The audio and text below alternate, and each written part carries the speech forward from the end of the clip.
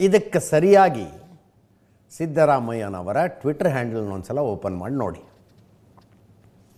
ಮುಖ್ಯಮಂತ್ರಿಗಳ ಅಧಿಕೃತ ಟ್ವಿಟರ್ ಹ್ಯಾಂಡಲನ್ನು ಒಂದು ಸಲ ಓಪನ್ ಮಾಡಿ ನೋಡಿ. ಏನೇನು ಟ್ವೀಟ್ ಬರ್ತಾ ಇದ್ದಾವೆ. ಟ್ವೀಟ್ ಅಂದರೆ ಒಂದು ನ್ಯೂಸ್ ಪೇಪರ್ಗೆ ಒಂದು ಆರ್ಟಿಕಲ್ ಬರೆದಿದ್ರು ಅವರು, ಅದರ ಅಂಶಗಳನ್ನು ತೆಗೆದು ಹಾಕ್ತಾ ಇದ್ದಾರೆ. CM ಆಫ್ ಕರ್ನಾಟಕ ಟ್ವಿಟರ್ ಹ್ಯಾಂಡಲ್ನಿಂದ, ನನ್ನ ಮೇಲೆ ವಿರೋಧಿಗಳು ನಡೆಸುತ್ತಿರುವ ಬಹುತೇಕ ದಾಳಿಗಳು, ಮಾಡುತ್ತಿರುವ ಟೀಕೆ ಆರೋಪಗಳಿಗೆ ನಾನು ಹುಟ್ಟಿದ ಜಾತಿಯೂ ಒಂದು ಕಾರಣ. ಕುರಿ ಕಾಯುತ್ತಾ ಇರಬೇಕಾದವನು ಮುಖ್ಯಮಂತ್ರಿಯಾಗಿ ಬಿಟ್ಟನಲ್ಲ. ಆರ್ಥಿಕ ತಜ್ಞರಿಗೆ ಸರಿಸಮನಾಗಿ ನಿಂತು ಸಾಲು ಸಾಲು ಬಜೆಟ್ ಮಂಡಿಸಿ ಶಭಾಷ್ಗಿರಿ ಗಳಿಸುತ್ತಿದ್ದಾನೆಲ್ಲ ಅನ್ನುವ ಅಸಹನೆ ಅವರೊಳಗೆ ದ್ವೇಷ, ಅಸೂಯೆ ಕುದಿಯುತ್ತಿದೆ. ಇವನೊಬ್ಬನನ್ನು ರಾಜಕೀಯವಾಗಿ ಮುಗಿಸಿಬಿಟ್ಟರೆ ಅದರ ನಂತರ ನಮ್ಮೆಲ್ಲರ ಹಾದಿ ಸುಗಮವಾಗುತ್ತದೆ ಎನ್ನುವ ರಾಜಕೀಯ ದುರುದ್ದೇಶದ ಲೆಕ್ಕಾಚಾರ ಇವರ ಮನಸ್ಸಿನಲ್ಲಿದೆ. ಇವರು ಅಂದರೆ ಯಾರು? ನನ್ನ ಮೇಲೆ ವಿರೋಧಿಗಳು ನಡೆಸುತ್ತಿರುವ ಬಹುತೇಕ ದಾಳಿಗಳು, ಯಾರು ಆ ವಿರೋಧಿಗಳು? BJPಯವರ, JDSನವರ? ಹೌದು ಅನ್ನೋದಾದರೆ ನನ್ನ ಮೇಲೆ ರಾಜಕೀಯ ವಿರೋಧಿಗಳು ಅನ್ನಬಹುದಾಗಿತ್ತು, ವಿಪಕ್ಷಗಳವರು ಅನ್ನಬಹುದಾಗಿತ್ತು. ಏನಂದಿಲ್ಲ ಅವರು. ಈ ಶಬ್ದಗಳನ್ನೇನು ಅಳೆದು ತೂಗಿ ಬರೆದಿಲ್ಲ ಅಂತ ಅನ್ಕೋಬೇಡಿ ನೀವು.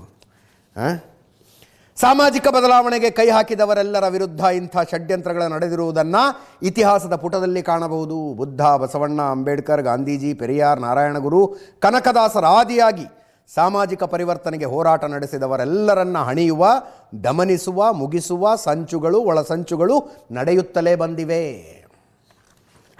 ಪೂರ್ತಿ ಓದ್ತಾ ಇಲ್ಲ ನಾನು, ಟೈಮ್ ಇದರಲ್ಲೇ ಹೋಗ್ಬಿಡುತ್ತೆ ಅಂತ. ಈ ಟ್ವೀಟ್ಗಳನ್ನು ನೋಡ್ತಾ ಇದ್ದರೆ ಸಿದ್ದರಾಮಯ್ಯನವರು ಅವ್ರನ್ನ ಹತ್ತಿರದಿಂದ ನೋಡಿದವರು ಹೇಳ್ತಾರೆ, ಸಿಂಹಾಸನ ಅಲ್ಲಾಡಿಸುವ ಸಮಯದಲ್ಲಿ ಅವರು ಜಾತಿ ವಿಷಯ ತರ್ತಾರೆ ಅಂತ.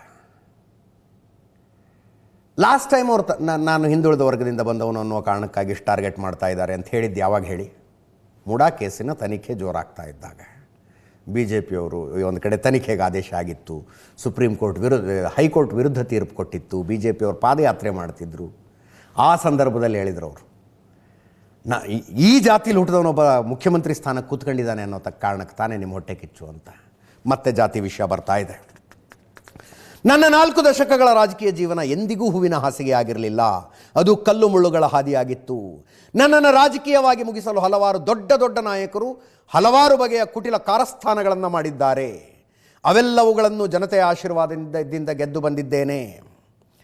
ಇದು ನನ್ನ ವಿರುದ್ಧ ನಡೆಯುತ್ತಿರುವ ಷಡ್ಯಂತ್ರಗಳಲ್ಲ, ಇದು ನನ್ನನ್ನು ನಂಬಿರುವ, ಪ್ರೀತಿಸುತ್ತಿರುವ, ನನಗೆ ನಿರಂತರವಾಗಿ ಆಶೀರ್ವಾದ ನೀಡಿ ಬೆಂಬಲಿಸುತ್ತಿರುವ ನಿಮ್ಮ ವಿರುದ್ಧದ ಷಡ್ಯಂತ್ರ ಎನ್ನುವುದು ನನಗೆ ಚೆನ್ನಾಗಿ ಗೊತ್ತು.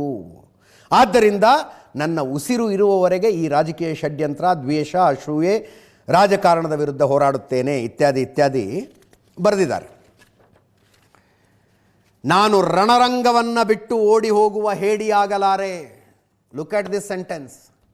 ನಾನು ರಣರಂಗವನ್ನು ಬಿಟ್ಟು ಓಡಿ ಹೋಗುವ ಹೇಡಿಯಾಗಲಾರೆ. ನನ್ನ ವಿರುದ್ಧದ ರಾಜಕೀಯ ಷಡ್ಯಂತ್ರದ ವಿರುದ್ಧ ಹೋರಾಡುತ್ತೇನೆ. ಕುರಿ ಕಾಯುವವನು CM ಆಗಿದ್ದೇ ಪಟ್ಟಭದ್ರರ ಕಣ್ಣು ಕೆಂಪಾಗಲು ಕಾರಣ. ನನ್ನ ಜಾತಿ ಕಾರಣದಿಂದ ವಿರೋಧಿಗಳು ನನ್ನ ಮೇಲೆ ದಾಳಿ ಮಾಡುತ್ತಾರೆ. ಕೆಲವು ಪಟ್ಟಭದ್ರರಿಗೆ ನನ್ನನ್ನು ರಾಜಕೀಯವಾಗಿ ಮುಗಿಸುವ ದುರುದ್ದೇಶ ಇದೆ. ಏನೇ ಒಳಸಂಚು ಮಾಡಿದರೂ ಜನರ ಆಶೀರ್ವಾದದಿಂದ ಗೆದ್ದು ಬಂದಿದ್ದೇನೆ. ಇವನನ್ನು ರಾಜಕೀಯವಾಗಿ ಮುಗಿಸಿದರೆ ನಮ್ಮೆಲ್ಲರ ಹಾದಿ ಸುಗಮ ಎನ್ನುವ ದುರುದ್ದೇಶ ಅವರಿಗಿದೆ. ನನ್ನ ಉಸಿರಿರುವವರೆಗೂ ಷಡ್ಯಂತ್ರದ ರಾಜಕಾರಣದ ವಿರುದ್ಧ ಹೋರಾಟ ಮಾಡುತ್ತೇನೆ. ಈ ಟ್ವೀಟು, ಈ ಲೇಖನ ಮುಖ್ಯಮಂತ್ರಿಗಳಿಂದ ಬಂದಿದೆ.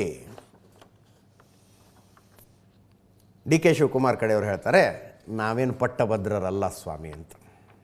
ಯಾಕೆಂದರೆ ಪಟ್ಟಭದ್ರರ ಷಡ್ಯಂತ್ರ ಅಂತ ಹೇಳಿದ್ರಲ್ಲ, ನಾವೇನು ಪಟ್ಟಭದ್ರರಲ್ಲ ಅಂತ. ಬಾಲಕೃಷ್ಣ ಅವರು ಹೇಳಿದ್ರು, ಅವರ ಸಿದ್ದರಾಮಯ್ಯನವ್ರ ಬಗ್ಗೆ ಹೊಟ್ಟೆ ಕಿಚ್ಚು ಪಡೋ ಅವಶ್ಯಕತೆ ನಮಗಿಲ್ಲ ಅಂತ. ನಾವ್ಯಾರೂ ಪಟ್ಟಭದ್ರ ಹಿತಾಸಕ್ತಿಗಳಲ್ಲ ಅಂತ ಇಕ್ಬಾಲ್ ಹುಸೇನ್ರು ಹೇಳಿದ್ರು. ಚಲವಾದಿ ನಾರಾಯಣ ಸ್ವಾಮಿಯವರು, ಕುಮಾರಸ್ವಾಮಿಯವರು ಮಾತಾಡಿದ್ದಾರೆ, ಕೇಳಿಸ್ಕೊಳ್ಳಿ. ಸಿದ್ದರಾಮಯ್ಯನವರು ಹೊಟ್ಟೆ ಕಿಚ್ಚು ಪಡ್ತಕ್ಕಂಥದ್ದೇನಿಲ್ಲ. ಸಿದ್ದರಾಮಯ್ಯನವ್ರಿಗೆ ಒಳ್ಳೆ ಅವಕಾಶವನ್ನು ಕಾಂಗ್ರೆಸ್ ಸರ್ಕಾರ ಮಾಡಿಕೊಟ್ಟಿದೆ. ಯಾವಾಗ ದೇವೇಗೌಡರು ಜನತಾದಳದವರು ಅವ್ರಿಗೆ ಹೊರಗಡೆ ದಬ್ತಕ್ಕಂಥ ಕೆಲಸ ಮಾಡಿದ್ರು, ಆವಾಗ ಕಾಂಗ್ರೆಸ್ ಪಕ್ಷ ಒಪ್ಕೊಂಡು ಡಿ ಕೆ ಶಿವಕುಮಾರ್ ಆದಿಯಾಗಿ, ಪರಮೇಶ್ವರ್ ಆದಿಯಾಗಿ, ಸೀನಿಯರ್ಸ್ಗಳು ಖರ್ಗೆ ಸಾಹೇಬ್ರ ಆದಿಯಾಗಿ ಎಲ್ಲ ಸೀನಿಯರ್ಸ್ ಇದ್ದರೂ ಕೂಡ ಹೊರಗಡೆಯಿಂದ ಬಂದಂಥ ಸಿದ್ದರಾಮಣ್ಣವ್ರನ್ನ ತಪ್ಪಿಕೊಂಡು ಇಷ್ಟು ವರ್ಷಗಳ ಕಾಲ ವಿರೋಧ ಪಕ್ಷದ ನಾಯಕ ಮತ್ತು ಮುಖ್ಯಮಂತ್ರಿ ಎಲ್ಲ ಮಾಡಿದೆ. ಇದರಲ್ಲಿ ಬೇರೆಯವ್ರು ಹೊಟ್ಟೆ ಕಿಚ್ಚಿಬಿಡುವಂಥದ್ದು, ಯಾವಾಗ ಹೊಟ್ಟೆ ಕಿಚ್ಚಿಬಿಡೋಂಗಿದ್ರೆ ಇವ್ರು ಯಾರನ್ನ ಕರ್ಕೊತಾನಿಲ್ಲ ಸಿದ್ದರಾಮಣ್ಣವ್ರನ್ನ. ಇಲ್ಲಿ ಹೊಟ್ಟೆ ಕಿಚ್ಚಿಬಿಡ್ತಕ್ಕಂಥ ಪ್ರಶ್ನೆ ಇಲ್ಲ, ಆಗಿದೆ, ಅವ್ರಿಗೆ ಅವಕಾಶ ಸಿಕ್ಕಿದೆ, ಅವ್ರಿಗೆಲ್ಲ ಕೂಡ ನಮ್ಮ ಕಾಂಗ್ರೆಸ್ ಪಕ್ಷದ ಅನುಕೂಲ ಆಗಿದೆ. ಅದರಿಂದ ಇವರು ಡಿ ಕೆ ಶಿವಕುಮಾರ್ ಅವರು ಕ್ಲೈಮ್ಸ್ ಮಾಡ್ತಾಯಿದ್ದಾರೆ ಅಷ್ಟೇ, ಹೊಟ್ಟೆ ಕಿಚ್ಚಲ್ಲ. ನಾನು ಆಗಬೇಕು ಅಂತ ಆಸೆ ಪಡ್ತಕ್ಕಂಥದ್ದು ತಪ್ಪೇನೂ ಇಲ್ಲ, ಆದರೆ ಅಂತಿಮವಾಗಿ ಹೈಕಮಾಂಡ್ ತೀರ್ಮಾನ ಮಾಡ್ತದೆ ಅದನ್ನು. ಎಲ್ಲ ಕಾಂಗ್ರೆಸ್ ಶಾಸಕರು 140 ಜನ ನಾವೆಲ್ಲರೂ ಕೂಡ ಒಂದು ಬದಲಾವಣೆಯನ್ನು ಬೇಕು, ಬೇರೆಯವ್ರಿಗೆ ಒಂದು ಅವಕಾಶವನ್ನು ಮಾಡಿಕೊಡಿ, ಇದರಿಂದ ಮುಂದಕ್ಕೆ ಪಕ್ಷಕ್ಕೆ ಒಳ್ಳೆಯದಾಗ್ತದೆ, ಮುಂದಿನ ಚುನಾವಣೆಗೆ ಒಂದಷ್ಟು ಬಲ ಸಿಗ್ತದೆ ಅಂಥೇಳಿ ಮನವಿ ಮಾಡ್ಕೊಳ್ತಾ ಇದ್ದೇವೆ ಹೊರತು ನಮ್ಮಲ್ಲಿ ಗುಂಪುಗಾರಿಕೆನೂ ಇಲ್ಲ, ನಮ್ಮಲ್ಲಿ ಪಟ್ಟಾಬದ್ಧ ಶಕ್ತಿಗಳು ಒಂದು ಗುಂಪು ಆ ಗುಂಪು ಅನ್ನೋದು ಏನೂ ಇಲ್ಲ. ಡಿ ಕೆ ಶಿವಕುಮಾರ್ ಅವ್ರಿಗೆ 26ನೇ ತಾರೀಕು 22ನೇ ತಾರೀಕು ಏನೋ ಅಂತ ನಾನು ಕೇಳಿಬಂತೆ, ಮತ್ತೆ ಬರೆಯಲಿದ್ದಾರೆ. ಪ್ರಾಯಶಃ ಈ ಒಂದು ದಿನಾಂಕದಲ್ಲಿ ಅವರಿಗೆ ಒಳ್ಳೇದಾಗ್ತದೆ ಅಂತ ಎಲ್ಲರೂ ಕೂಡ ಇದಕ್ಕೋಸ್ಕರ ನನ್ನ ರಾಮನಗರನ ಇಲ್ಲಿ ಗೊತ್ತಿಲ್ಲ, ನಾನು ಹೇಳಿದ್ದೀನಿ, ನಾನು 3ನೇ ಡೇಟ್ ನಾನು ಹೇಳ್ತೀನಿ, ಅದು ತಪ್ಪಾಗಬಾರ್ದು. ನಿಜವಾಗ್ಲೂ ನನಗೂ ಅನಿಸ್ತದೆ ತುಂಬ ಅನ್ಯಾಯ ಆಗಿದೆ ಅವರಿಗೆ. ಇಷ್ಟು ದಿನಗಳ ಕಾಲ ಯಾರೂ ಮುಖ್ಯಮಂತ್ರಿ ಆಗಿಲ್ಲ, ದೇವರಾಜ ಅರಸು ಅವರಾದಮೇಲೆ ಇವರೇ ಆಗಿರೋದು. ಬಹಳ ಅನ್ಯಾಯ ಅದು. ಆಮೇಲೆ ಬಹುಶಃ ಅವರು ಪ್ರಧಾನಮಂತ್ರಿ ಆಗಬೇಕಾಗಿತ್ತು. ನೀವು ಈಗಲೇ ಇದರಿಂದನೇ ಇಳಿಸಿ ಕಳಿಸ್ಬಿಟ್ರೆ ನೀವು, ನಾನು ಅದಾಗೋಕ್ಕಾಗೋದಿಲ್ಲ ಅನ್ನೋ ಕಾರಣಕ್ಕೆ ನನಗೆ ಅನ್ಯಾಯ ಆಗಿದೆ ಅಂತ ಹೇಳಿರ್ಬೋದು. ಈಗ ಖರ್ಗೆ ಅವರು ಹೇಳ್ಬೋದು ಅದನ್ನು, ನನ್ನ ಜಾತಿ ಕಾರಣದಿಂದ ನನ್ನನ್ನು ದೂರ ಇಟ್ಟರು ಹೇಳ್ಬೋದು ಅವರು, ಪರಮೇಶ್ವರ್ ಹೇಳ್ಬೋದು, ಕೆ ಎಚ್ ಮುನಿಯಪ್ಪ ಹೇಳ್ಬೋದು.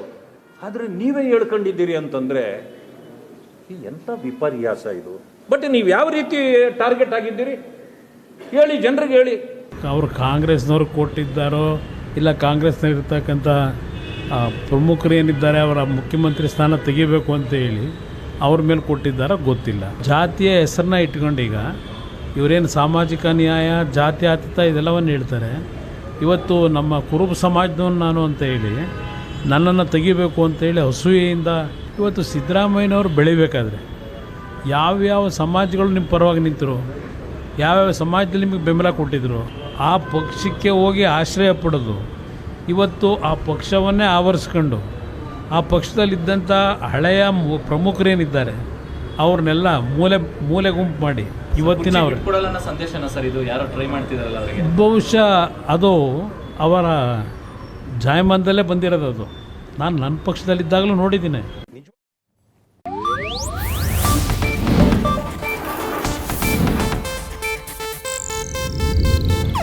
ಇದು ಏಷ್ಯಾನೆಟ್ ನ್ಯೂಸ್ ನೆಟ್ವರ್ಕ್ ಪ್ರಸ್ತುತಿ.